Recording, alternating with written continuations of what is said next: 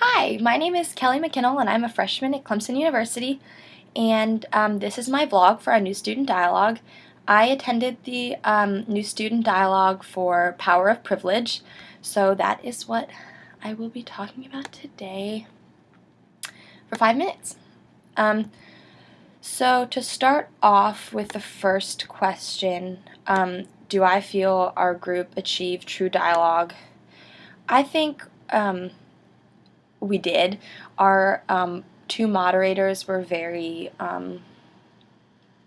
good about talking us through the difference between a dialogue and a debate, and I think they really made everyone feel comfortable, sharing their own opinion and really helping us understand what a dialogue is versus a debate, where you just speak your own opinion as opposed to trying to argue what opinion is right and if there's a wrong opinion.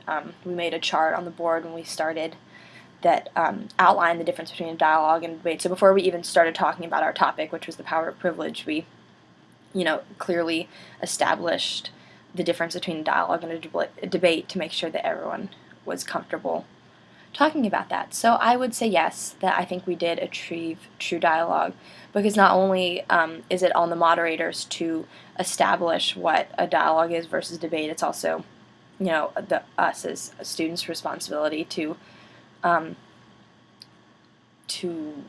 actually carry through that dialogue as opposed to just debating.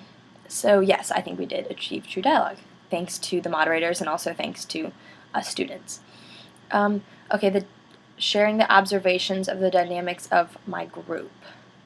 Were there active voices? Yes, I think there were active voices.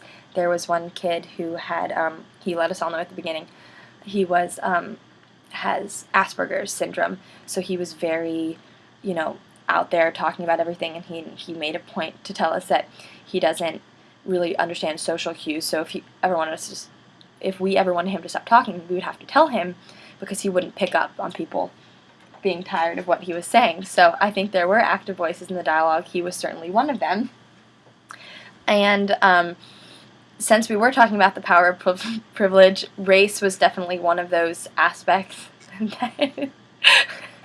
Race was an aspect that we debated on whether or not that gave you privilege.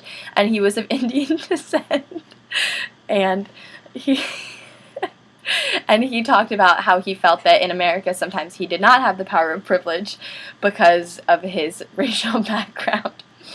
So he was a strong voice. And I think our group as a whole participated pretty evenly. And were there more reserved voices? Yes, I'm sure there were some people that didn't speak as much, if at all. And yeah, so I think most of the people were active, and there were a few reserved voices.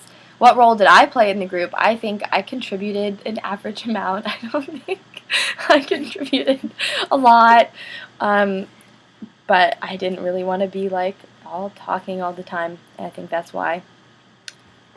And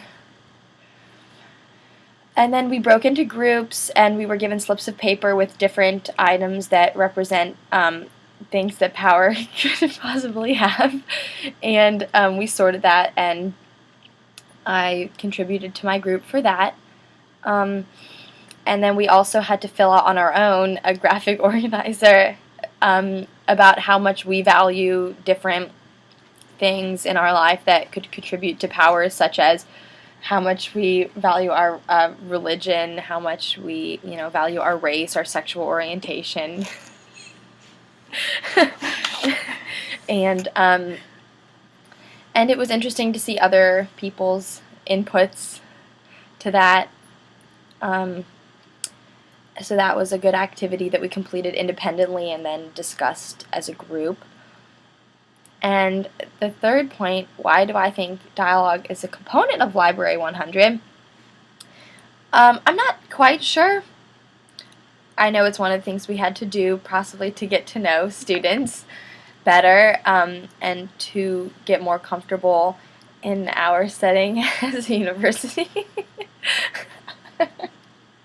Because do it again, I'll bite your finger. because they were all near the beginning of.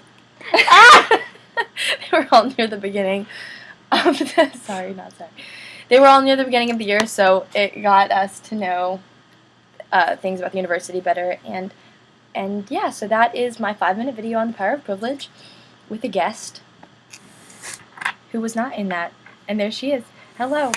Okay, thank you so much, and go Tigers!